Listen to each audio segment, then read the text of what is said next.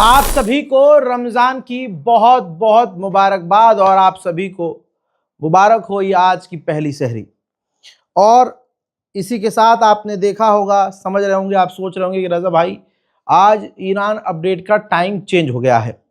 तो रमज़ान में हम सबका शेड्यूल, तमाम रोज़ेदारों का शेड्यूल चेंज हो जाता है, तो हम थोड़ी और मेहनत करेंगे ताकि जब आप सहरी कर लें, कुरान की तलावत कर लें, इबादत कर लें और फिर उसके बाद जब आपके पास फ्री टाइम हो, क्योंकि बेहतर यह है कि जब आप सहरी कर चुके हैं तो बेहतर यह होगा कि अब आप सोए ना।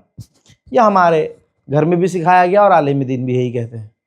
तो जब आप इबादत से फारिग हो जाएं, तो जब आप बिस्तर पर जाएं या फिर आप तैयार होना शुरू हों दफ्तर के लिए, कॉलेज के लिए, कहीं जाने के लिए, तो उससे पहले आपके पास जो भी टाइम हो उस टाइम में आप ईरान का अपडेट ले लें। तो एक अपडेट हम आपको सुबह ही सुबह देंगे आज से, और ईरान अपडेट हम कोशिश करेंगे कि आपको सुबह दे दें। लिहाजा बिस्मिल्लाह करते हैं और आज से शुरू करते हैं। टाइमिंग थोड़ा आपके हिसाब से रखी जाएगी ताकि आप रोज़े की हालत में तमाम वीडियोस को देख सकें। और कोशिश ये भी करूँगा कि अपने शब्दों और जुमले और जिस तरह के मैं रोस्टिंग में थोड़ा हार्ड लैंग्वेज यूज़ करता हूँ वो ना यूज़ करूँ। उम्मीद है कि आप साथ देंगे, मुझे ऐसा महसूस नहीं होने देंगे कि मैं वो रोस्टिंग लैंग्वेज इस्तेमाल नहीं कर रहा हूँ तो लोग देख नहीं रहे हैं। दोस्तों बता दूं कि आखिरकार देखिए, अंदर की खबर ये है कि ईरान और अमेरिका की बातचीत लगभग फेल हो चुकी है। मैंने कल बताया था। अब मामला ये है कि ईरान को अल्टीमेटम, फाइनल वार्निंग अमेरिका ने, डोनाल्ड ट्रंप की सरकार ने दे दी है। 2 हफ्ते का टाइम दिया है और कहा है कि अगर 2 हफ्ते में आपने अपने न्यूक्लियर प्रोग्राम्स बंद नहीं किए, एनरिचमेंट ख़त्म नहीं किया, तो हम आप पर हमला कर देंगे। जी हाँ, ईरान पर सीधा हमला करने के लिए डायरेक्ट ईरान को अमेरिका ने अल्टीमेटम दे दिया है। एक्सपर्ट की माने तो वो 2 हफ्ते से पहले भी हमला कर सकता है। 2 हफ्ते के लिए तो उसने कह ही दिया है। लगभग बातचीत फेल हो चुकी है और ये भी हमने पहले बोल दिया था, ये मेरा अंदाज़ा था कि रमज़ानुल मुबारक में ही बेहतर वो वक्त समझेगा अमेरिका ईरान पर जिस पर हमला किया जा सके। जिस समय में ईरान पर हमला किया जाए वो समय रमज़ान से बेहतर इजराइल और अमेरिका के लिए नहीं है। तो अंदर खाने की खबर ये है कि अमेरिका ने फाइनल वार्निंग दे दी है, वो भी सीधा अटैक की कि हमारी बात मानो वरना हम 2 हफ्ते में तुम पर हमला कर देंगे। वहीं डोनाल्ड ट्रंप ने ब्रिटेन से कह दिया है डियागो गार्सिया, ये जो आइलैंड है ये मॉरिशस को वापस ना लौटाएं, इस पर कब्जा जारी रखो, क्योंकि हो सकता है कि ईरान से जब डील ना हो तो इस आइलैंड की हमें सबसे ज़्यादा ज़रूरत पड़े ईरान पर हमला करने के लिए। हजरात, अमेरिका के कांग्रेस पार्लियामेंट के जो मेंबर्स हैं वो विरोध कर रहे हैं, बल्कि एक कांग्रेस वुमन है वो लिख रही हैं, क्या हम लोगों से, कांग्रेस मेंबर से ईरान पर हमला करने के लिए या ईरान से जंग करने के लिए हमसे पूछा गया है? हजरात, वेनेजुएला पर भी बवाल हुआ था। वेनेजुएला पर भी जब डोनाल्ड ट्रंप ने हमला कर दिया, तमाम कांड हो गया, तो उसके बाद अमेरिका में पार्लियामेंट में भारी भरकम शोर उठा था, ट्रंप का विरोध हुआ था कि भाई आपने विपक्ष की पार्टी और विपक्ष के नेताओं से पूछा क्यों नहीं। ईरान पर हमला करने के मामले में भी अब विपक्ष यही कह रहा है कि भैया डोनाल्ड ट्रंप अपना अपना क्यों खेल रहे हैं, हमसे पूछ क्यों नहीं रहे हैं। देखिए, मैं तो आपको बहुत सटीक जानकारी बहुत पहले से देता आया हूं और इंशाल्लाह आगे भी दूंगा। मैंने अभी 3 दिन पहले कहा था कि देखिए हालात और बिगड़ने वाले हैं, और आज फिर से कह रहा हूं कि कभी भी कुछ भी हो सकता है, क्योंकि जैसे ही अमेरिका ने ईरान को 2 हफ्ते का अल्टीमेटम दिया है और अटैक करने को कह दिया है, हजरात इलाके में, मिडिल ईस्ट में तेल के दाम और सोने के दाम बढ़ चुके हैं और लगातार ये बढ़ रहे हैं। मैंने आपको कल बताया था कि गल्फ वॉर में इतनी फौज तैनात की थी अमेरिका ने आखिरी बार जितनी फौज अब भेजी है। अब अमेरिकी ऑफिशियल ने पता है क्या कहा है कि जो हमने फौज भेजी है जो हम अपनी नेवी भेजी है, एयरक्राफ्ट कैरियर भेजे हैं, वो बैठने के लिए नहीं भेजे हैं बल्कि जंग करने के लिए भेजे हैं। दोस्तों, कहने का मतलब ये है कि हालात और बिगड़ रहे हैं और ईरान से कभी भी जंग की शुरुआत हो सकती है। अभी 2-3 दिन में ये खबर भी आ जाएगी कि अमेरिका ने गल्फ वॉर में भी इतने हथियार और फाइटर जेट तैनात नहीं किए और जितनी बड़ी ताकत सिर्फ ईरान के खिलाफ अमेरिका तैनात कर रहा है।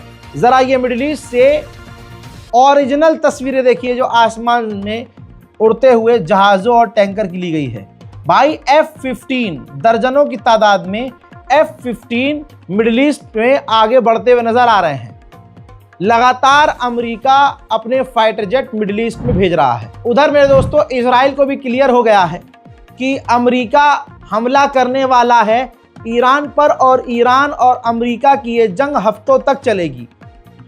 इस वजह से इजराइल में तैयारी शुरू हो चुकी है। इजराइल के ऑफिसर्स और कमांडर्स ने ग्राउंड पर सारी चेकिंग शुरू कर दी है।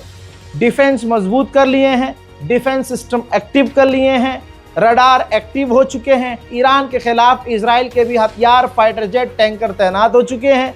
एरो 3 और न जाने कितने खतरनाक हथियारों को और डिफेंस सिस्टम को इजराइल ने अब एक्टिव कर दिया है। इससे भी बड़ी बात जान लीजिए, इजराइल ने अपनी तमाम इमरजेंसी सर्विसेज को 24 घंटे एक्टिव रहने का हुक्म दिया है। चाहे एम्बुलेंस हो, चाहे पैरामिलिट्री फोर्सेस हो, चाहे डॉक्टर्स हो, चाहे आपदा के वक्त या जंग के वक्त घायलों को मलबे से निकालने वाली टीमें हो, ऐसे तमाम इमरजेंसी सर्विसेज को अलर्ट पर डाल दिया है नेतन्याहू ने। हजरात, इजराइल का मानना यह है और इजराइल के द्वारा ये बात कही जा रही है कि डोनाल्ड ट्रंप ईरान के न्यूक्लियर साइट, ईरान की बैलिस्टिक साइट, ईरान की मिसाइल सिटीज और ईरान की लीडरशिप यानी खामनाई और टॉप कमांडर जनरल को, इन तमाम को निशाना बनाएंगे और ऐसा हमला करेगा अमेरिका कि ईरान की रिजीम गिर जाएगी। दिल की धड़कनें अब तेज हो रही हैं क्योंकि अमेरिकी ऑफिशियल खुद कह रहे हैं कि डोनाल्ड ट्रंप कभी भी ईरान पर हमले का हुक्म देने वाला है। वहीं अमेरिका का दूसरा एयरक्राफ्ट कैरियर मोरक्को के करीब पहुंच चुका है। यानी अमेरिका जिस चीज के लिए इंतजार कर रहा था कि मेरी ताकत, मेरे एयरक्राफ्ट कैरियर, मेरे डिस्ट्रॉयर ईरान के करीब हो जाएं और फिर मैं हमले का आदेश दूं, वो हो चुका है। ईरान के करीब अमेरिका के दोनों एयरक्राफ्ट कैरियर पहुंच चुके हैं और रास्ते में अभी और एयरक्राफ्ट कैरियर ईरान की तरफ बढ़ रहे हैं। वहीं अब बात आगे बढ़ चुकी है। खबर यह है भैया कि अब ईरान हिजबुल्लाह पर दबाव डाल रहा है, हिजबुल्लाह पर प्रेशर डाल रहा है। अगर अमेरिका हम पर हमला करे फिर तुम भी हमला अमेरिकी सैन्य ठिकानों पर और इजराइल के सैन्य ठिकानों पर कर देना। उधर से ईरान से भी इसी तरह की खबरें हैं। ईरान बातचीत कर रहा है और बातचीत के दौरान ईरान ने जंग की पूरी तैयारी जारी रखी है। यहां तक कि ईरान ने अपने न्यूक्लियर साइट्स को अपग्रेड किया और हथियार तैनात कर दिए हैं, रडार और डिफेंस सिस्टम। साथ ही ईरान छोटे छोटे जो प्रदर्शन ईरान के अंदर डोमेस्टिक प्रोटेस्ट होते हैं उनको रोक रहा है कि इस वक्त कोई प्रदर्शन ना हो क्योंकि अमेरिका इसका भरपूर फायदा उठाएगा। वहीं मेरे दोस्तों एक एक्सक्लूसिव तस्वीर आपके सामने, ये देखिए, मोबाइल से रिकॉर्ड किया गया वीडियो है। अमेरिका के 2 जासूसी जहाज इजराइल के ऊपर नजर आए हैं जो कि इजराइल होते हुए सऊदी अरब जा रहे हैं। हजरात, अमेरिका का एक और जासूसी जहाज ब्रिटेन उतरा है। देख लीजिए, ये होता है जासूसी जहाज। ये बरतानिया उतरा है। अब यहाँ से ये उड़ान भरेगा मिडिल ईस्ट के लिए। ईरान के खिलाफ अब तक की तमाम बड़ी ताकत अमेरिका ने तैनात कर दी है। तुर्की के राष्ट्रपति रजब तैयब एर्दोगान ने साफ कहा कि ईरान पर हमला किसी को फायदा नहीं देगा।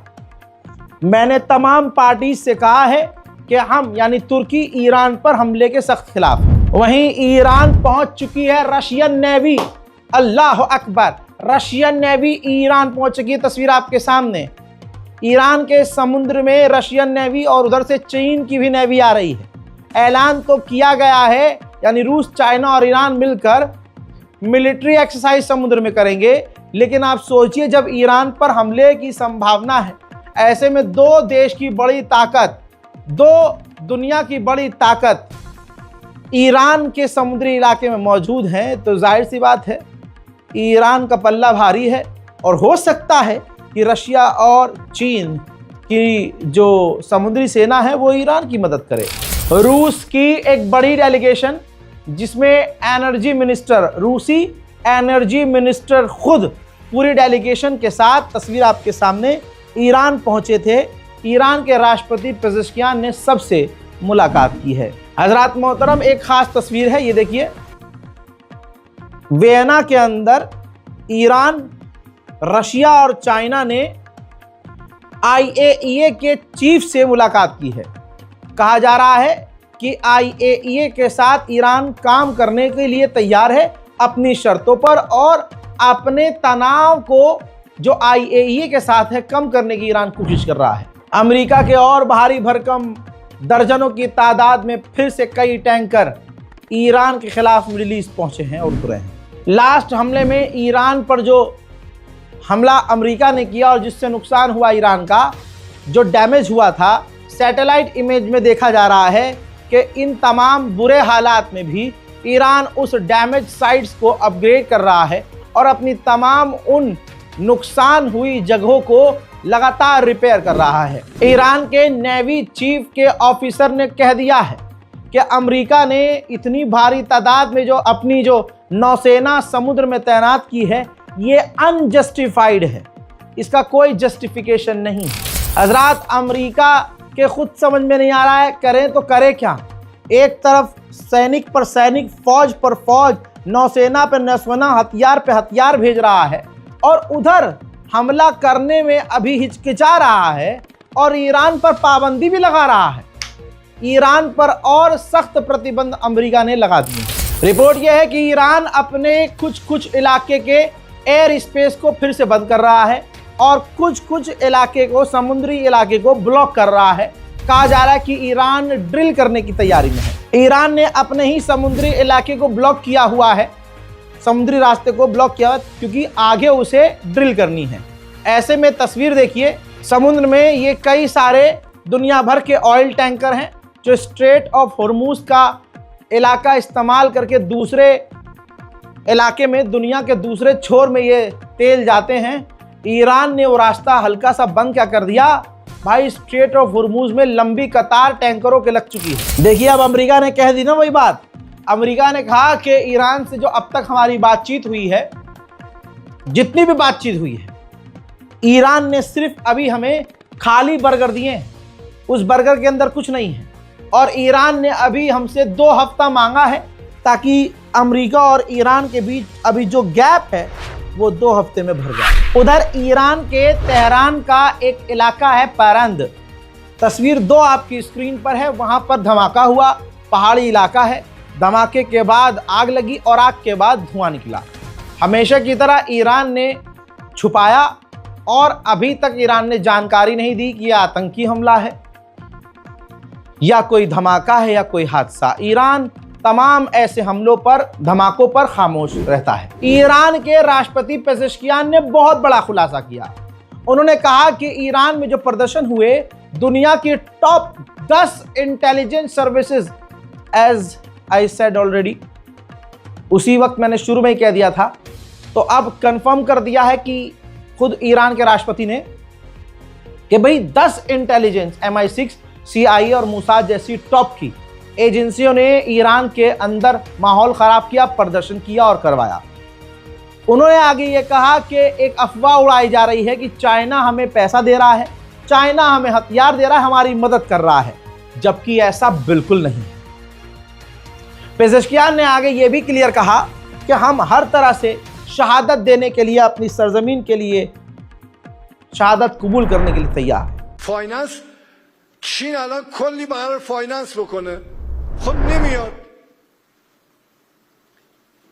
اینجوری نیست به این سادگی که میگید ما هر کی فایننس میکنه بره بکنه.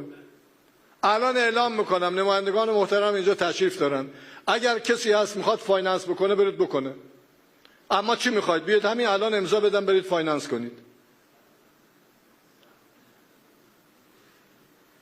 این چیزیه که در حقیقت ما با اتاق، با تولید کنندگان، با اصناف، با گروه های مختلف می نشینیم، گفتگو میکنیم. हजरात, इसी रिपोर्ट के साथ साथ ईरान की तमाम जानकारी एक ही वीडियो के अंदर मैंने दी।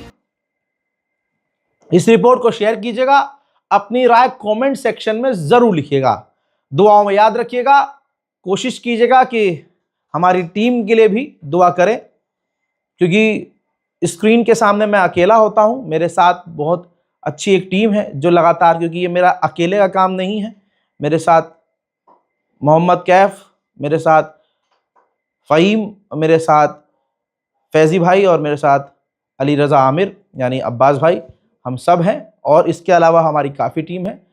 जब भी हाथ उठाइएगा तो दुआ कीजिएगा, क्योंकि दुआ ही सबसे ज़रूरी है।